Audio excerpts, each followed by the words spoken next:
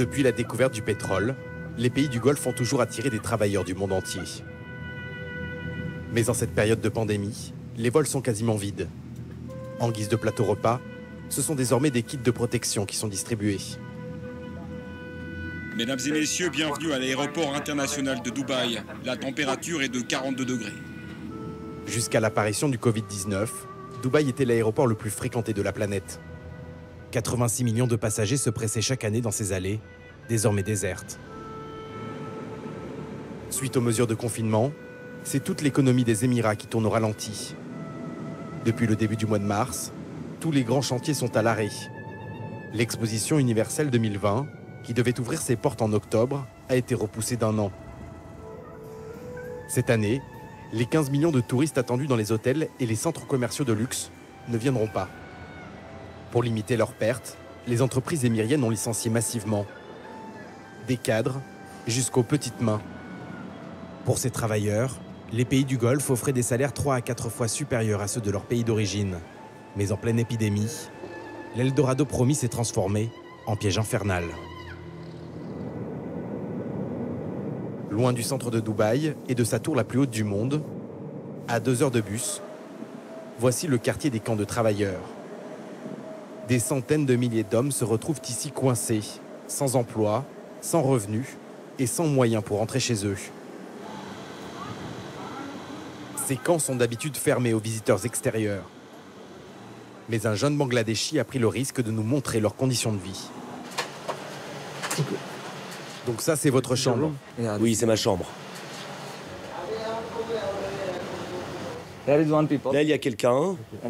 Là, il y en a un autre. Et un autre ici aussi. Et un autre là. Là, il y a quelqu'un, ici. Et encore un là. Et puis là, c'est ma place. Ils étaient ouvriers, serveurs ou laveurs de voitures. Tous ont perdu leur emploi, mais doivent continuer de payer 90 € par mois pour dormir ici. Voilà tout ce qu'il nous reste. C'est de la nourriture pour 9 personnes. Tout juste quelques légumes à se partager. En perdant leur travail, ils ont également perdu le droit de résidence dans ce pays. Je suis arrivé en 2019. Lui et ses compagnons de chambre vivent désormais dans l'illégalité. Je suis arrivé au mois de septembre dernier. Maintenant, mon visa est expiré.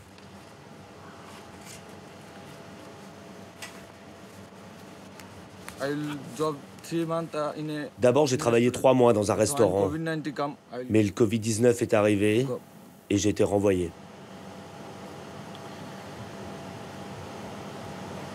Il n'y a plus de travail. Maintenant, je n'ai plus de boulot. Je ne fais rien. Je n'arrive pas à payer ma chambre, la nourriture. C'est trop dur.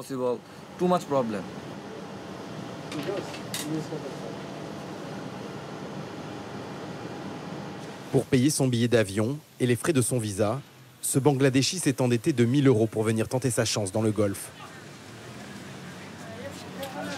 Désormais, pour survivre, le jeune homme se rend tous les soirs sur ce marché improvisé, dans le quartier des camps. Les plus débrouillards vendent ce qu'ils peuvent à ceux qui ont encore un salaire ou des économies. Lui propose des gadgets chinois qu'un fournisseur lui a avancés.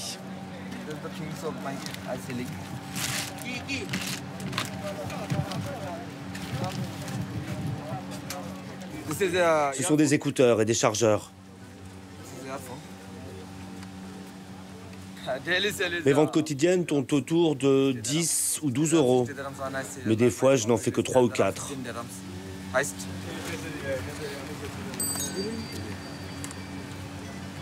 Une fois la marchandise remboursée, il ne lui reste que quelques centimes d'euros.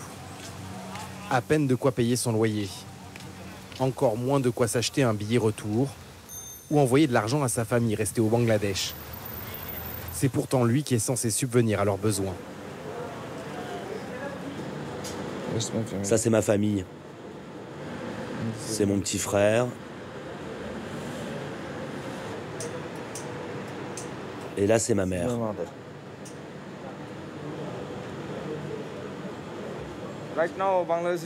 Pour eux aussi, au Bangladesh, c'est très dur. Ils n'arrivent pas à s'en sortir. Mon frère m'appelle tout le temps pour me dire « on a besoin d'argent, on a besoin d'argent ».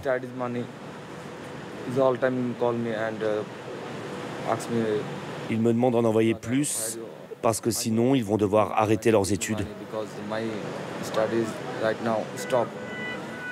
Comme lui, il serait plus d'1 million à avoir perdu leur emploi et à se retrouver bloqués.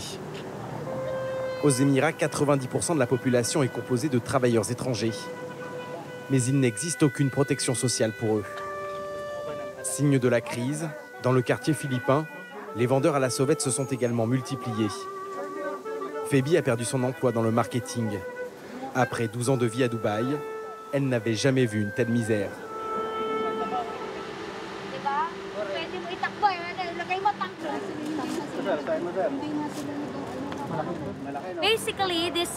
Voilà ce qui se produit la nuit. Mes compatriotes philippins sortent pour vendre des objets afin de payer leurs dépenses quotidiennes. Ces temps-ci, toutes les extensions de visa sont suspendues, donc c'est le seul moyen de survivre. Par exemple, lui, il vend des poissons séchés. Je les achète au marché aux poissons, je les nettoie et les mets à sécher sur le toit pendant 1 ou 2 jours.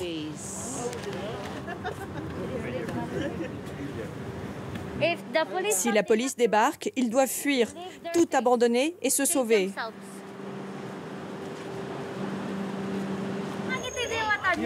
Depuis le début du confinement, Phoebe est devenue une célébrité locale, car elle organise des distributions de nourriture aux plus démunis.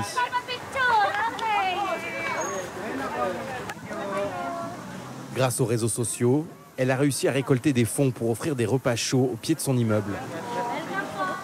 Très vite, chaque jour, des centaines de personnes se sont présentées à cette soupe populaire improvisée. Mais faute d'autorisation officielle, la police lui a demandé d'arrêter les distributions de rue. On se mettait vers ce banc devant l'arbuste et la file venait jusqu'ici. Cette mère de famille a décidé de continuer depuis son appartement. Par chance, son mari a gardé sa place de vendeur dans une boutique de luxe d'une marque française. Avec leurs 3 enfants, ils vivent dans un appartement de 120 mètres carrés, mais avec de très nombreux colocataires. Voici notre chez-nous, que nous partageons avec d'autres Philippins. De ce côté-ci, il y a 5 personnes qui dorment. Chacun a une chambre. Certains enseignent à l'école philippine. Ici, ils sont 5, 3 dans cette pièce et 2 dans celle-ci. Et ici, le berceau de la cadette, le lit de notre fils et de l'aîné, et le nôtre. Pour nous, les Philippins, c'est la vie normale. C'est comme ça que nous vivons. Au total, nous sommes 14 adultes et 3 enfants, ce qui fait 17 personnes.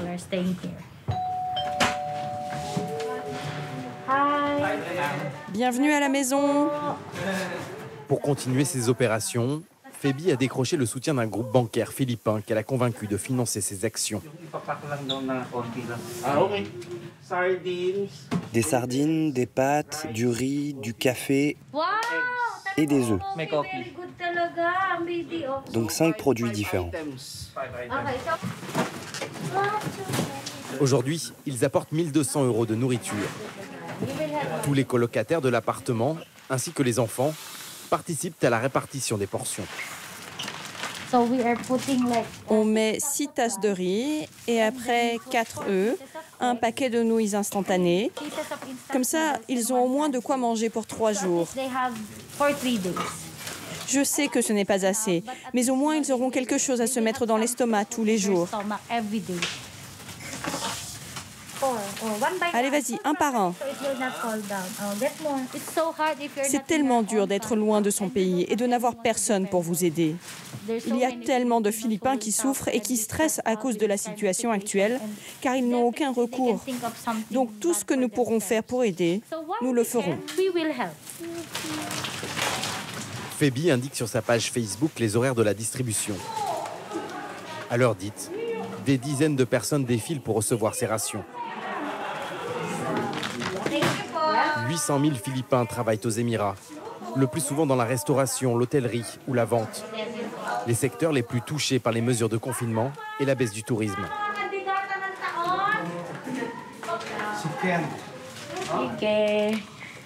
Voilà. Inscrivez-vous sur mon site internet. Ces jours-ci, nous n'avons plus de salaire et plus d'argent pour finir le mois.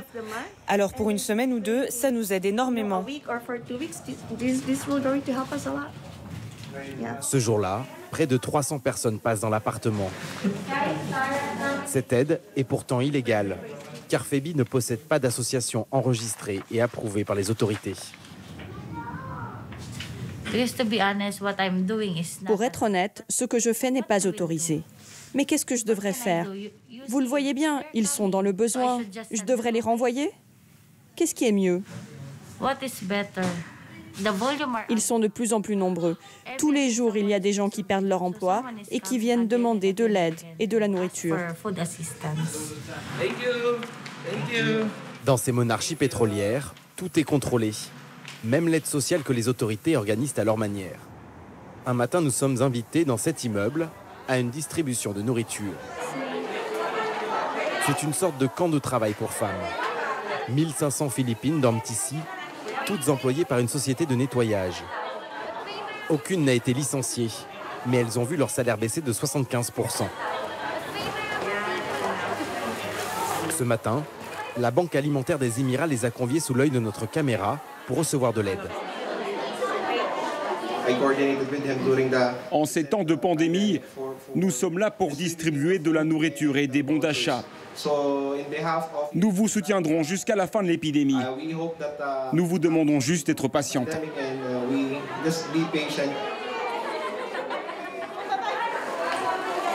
Dans les faits, cette distribution s'apparente plus à une campagne de promotion sur les réseaux sociaux pour de grandes marques qui se sont associées à l'événement.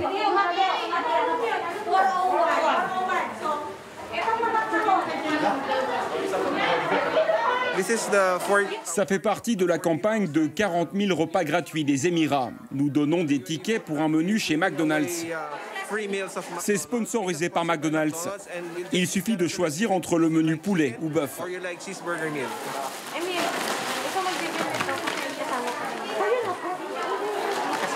Thank you.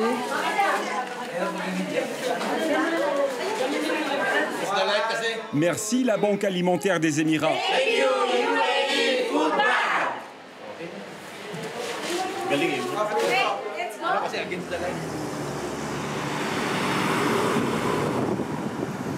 Même s'ils recevaient des coupons, difficile d'imaginer comment les travailleurs les plus pauvres pourraient se rendre dans des restaurants qui se trouvent à des kilomètres de marche.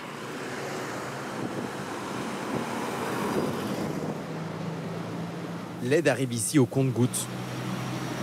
Ce camp est subventionné par le consulat indien qui loue des chambres pour une quinzaine de jours, le temps d'organiser des vols de rapatriement. 40 travailleurs indiens attendent dans ce dortoir aux conditions plus que sommaires leur retour dans leur pays d'origine.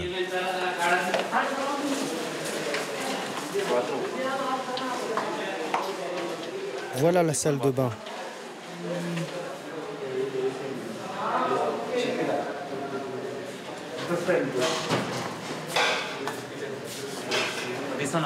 Et voilà la cuisine. Il y a 2 cuisines.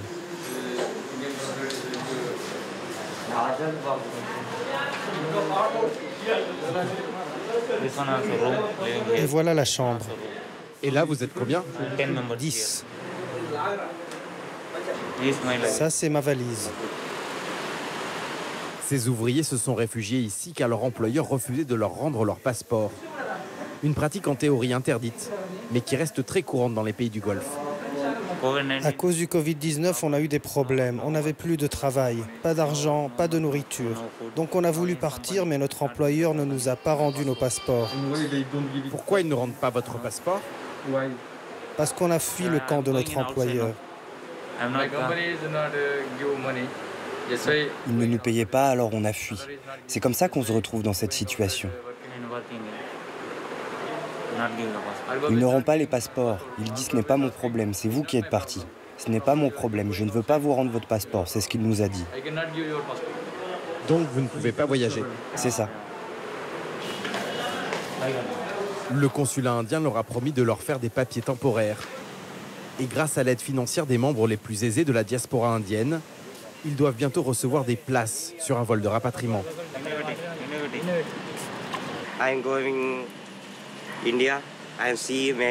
Je veux rentrer en Inde. Je veux voir ma famille. Ce corona nous a créé trop de problèmes. Dans leur malheur, ces hommes ont au moins une lueur d'espoir, celle de rentrer chez eux. Mais à quelques centaines de mètres, d'autres dorment dehors par des températures proches de 40 degrés la nuit. Des travailleurs du sous-continent indien nous entraînent au fond d'un parking pour camions. Ils sont environ une centaine. Ceux qui n'ont pas reçu d'aide se réfugient ici. Aux Émirats, il est strictement interdit de dormir dans la rue. Mais la loi ne dit rien sur les remorques de camions. Nous sommes au milieu de l'été et c'était un gros problème pour nous de trouver un endroit où on peut dormir. Si 10 ou 15 personnes dorment sous un arbre, la police vient et leur demande de dégager. Certains vont se réfugier dans des buissons et nous dormons sur ces remorques. Nous ne savons pas quand le propriétaire va nous demander de partir. Il sait que nous dormons dessus, mais pour l'instant, il laisse ses camions ici la nuit.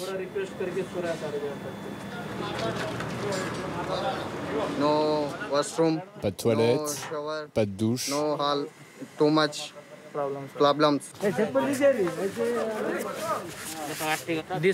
20 personnes dans ce camion, 20 personnes dans celui-là. La nuit, nous dormons tous sur ces camions.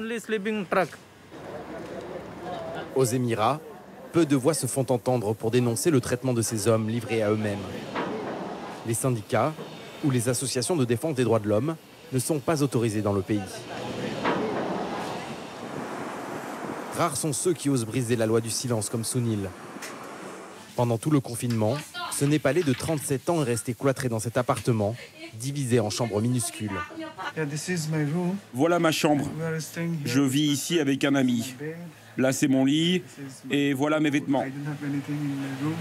Et là, c'est le vélo de mon ami. Voilà, je fais rien, je passe ma journée à dormir ici.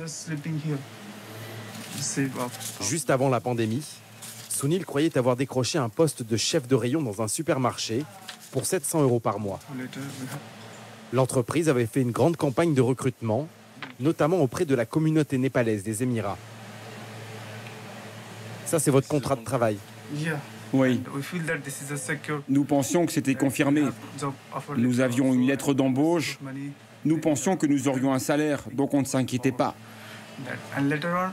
Mais après, ils nous ont dit « Nous allons vous rappeler dans un mois ». Et on a attendu. Mais après un mois, ils n'ont jamais rappelé. Un jour, nous sommes allés dans leurs locaux, mais il n'y avait personne. Toute la direction avait été changée.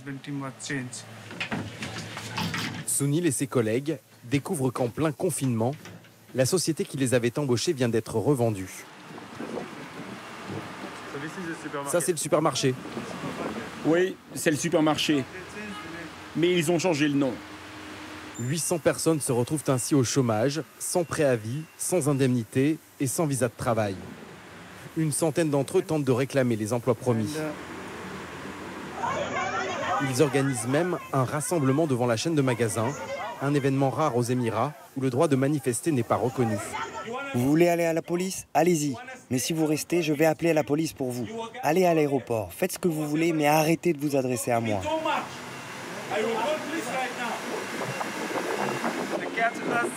Ils nous ont interpellés. Ils nous ont emmenés au commissariat. Nous avons expliqué notre histoire, ce qui est arrivé et qu'on n'avait plus de visa. Qu'est-ce qu'on peut faire? Quelles sont les solutions? Ils nous ont dit on va faire quelque chose pour vous, mais personne n'a rien fait. Sans perspective d'embauche et sans permis de séjour, Sunil a fait le choix de rentrer au Népal dès la reprise des vols internationaux.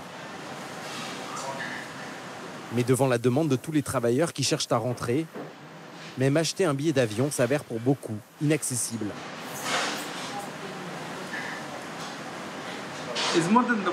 C'est plus que le double du prix.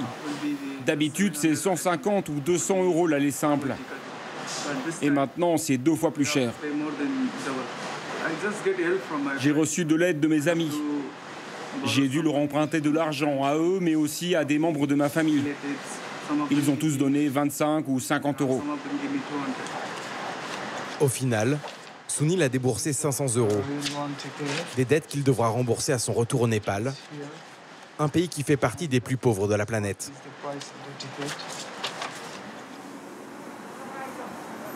Dans le quartier népalais du Vieux Dubaï, le jeune homme a un dernier rendez-vous avant son départ.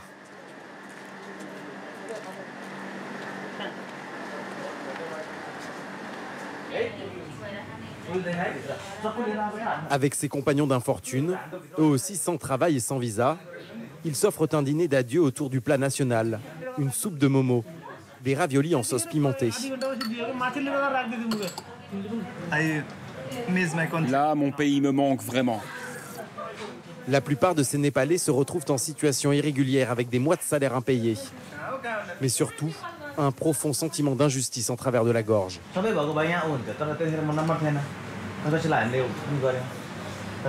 Nous sommes venus à Dubaï pour travailler dur. Nous avons laissé nos familles derrière nous au pays pour gagner de l'argent. Nous travaillons et nous faisons gagner de l'argent aux gens d'ici. Si nous ne travaillons pas, comment ils vont gagner toujours plus d'argent? Ils ont besoin de travailleurs comme nous, qui venons de loin. Est-ce que des locaux feraient notre travail? Non, c'est nous les pauvres. On est venu ici de très loin pour travailler, pour gagner de l'argent et pour soutenir nos familles. Mais ici, nous avons été traités comme des animaux.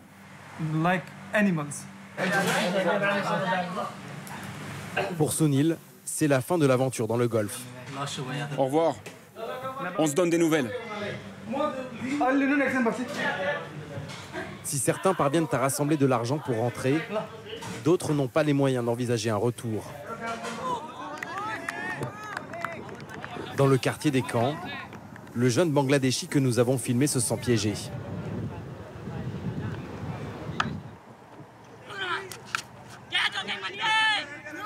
Les autorités émiriennes ont donné un délai de 4 semaines à tous les illégaux comme lui pour quitter le pays. S'il ne le fait pas, il risque une amende de 2500 €. Mais il n'a personne pour lui prêter de l'argent.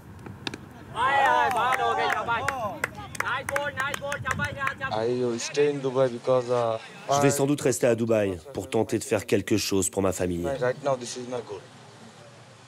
En ce moment, tout va mal, mais j'espère réussir à trouver du travail et pouvoir envoyer assez d'argent un jour à ma famille pour qu'ils vivent mieux. Je ne vois pas ce que je peux faire d'autre. Le jeune homme est livré à lui-même.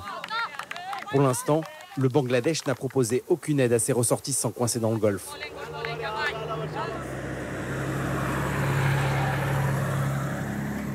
En revanche, dans le dortoir des Indiens, c'est le soir de délivrance. Ces travailleurs, bloqués depuis des mois sans passeport, ont reçu des permis de voyage de leur consulat, ainsi que des places sur un vol de rapatriement. Il serait ainsi 150 000 Indiens à avoir quitté les Émirats ces derniers jours et plus de 500 000 sur liste d'attente. Un retour vers l'inconnu pour ces travailleurs. Leur pays d'origine, eux aussi affectés par les conséquences économiques du coronavirus, n'ont que peu de perspectives à leur offrir. Et leurs familles dépendaient de l'argent qu'ils envoyaient.